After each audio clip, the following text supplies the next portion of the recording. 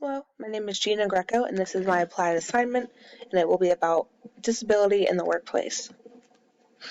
This is my table of contents, just a quick overview of what my presentation will be talking about. I have the pre-work and the interview. That's where I talk to my friend Lunara Ritchie, who is an employment specialist with Ability Beyond.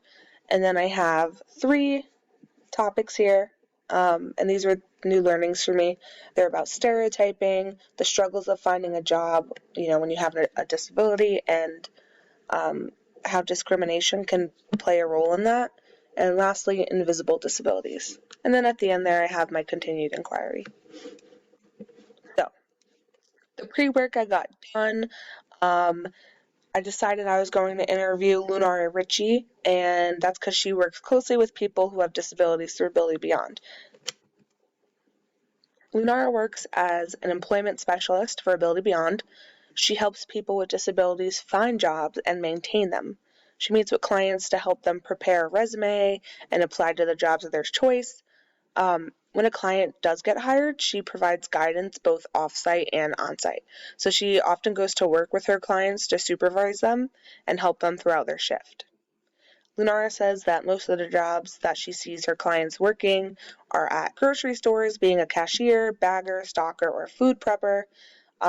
She also said clients have gotten jobs in a daycare, in schools, and retail, pretty much any job.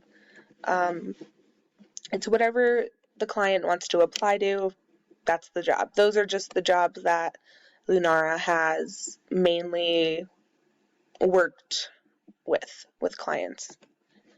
Lunara also mentioned that she does definitely notice how people treat her clients differently when they're working.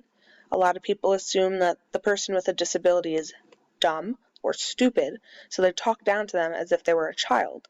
And she also notices that people stare all the time. So, my first new learning was about stereotyping. Because of our healthcare system in America, having a disability can be costly. This causes a stereotype to grow around disabled people and how much money they have, or about their financial hardships. A lot of people think that poorer families are more likely to experience disabilities, even though we know that's not true. Disability itself does not discriminate. Common stereotypes involving poverty and disability include poor people are linguistically deficient, which automatically, labels somebody with a disability, or talks about, the cognitive disabilities of somebody. Poor people do not value education or are unmotivated. Some other common stereotypes regarding disabled people are that they can only do unskilled or quote-unquote easy jobs, that they are less productive, and insurance costs will increase if I hire somebody with a disability. My second new learning was about discrimination. The discrimination of disabled persons is still rampant in the workplace. There's a couple different types of discrimination. We have direct discrimination and indirect. So direct is obviously like, you're being treated worse than somebody else in a similar situation because you have a disability. That's direct discrimination. Somebody's being singled out and it's like, yeah, it's because you're disabled. Indirect discrimination it's more so like a policy that's in effect, and it affects a person with a disability negatively or unequally. That could also be like systematic discrimination. And then there's also harassment. That's basically somebody treats, taunts, or antagonizes you in a way that makes you feel humiliated or offended. Unfortunately, disabled people do get harassed at work because of their disability, and that is considered discrimination. People often assume, like I said this before, that someone who has a disability is not intelligent enough to work a job. They're also talked down to like a child because of their disability. Third new learning that I have is on invisible disabilities. So invisible disabilities are disabilities that cannot be noticed just by looking at somebody. On the flip side, an example of a visible disability would be, somebody in a wheelchair, or, somebody who's missing a limb or something, things like that you can physically see. Some examples of invisible disabilities include things like Crohn's disease, dyslexia, fibromyalgia, autism, depression, pretty much most cognitive disabilities, diabetes, epilepsy, etc.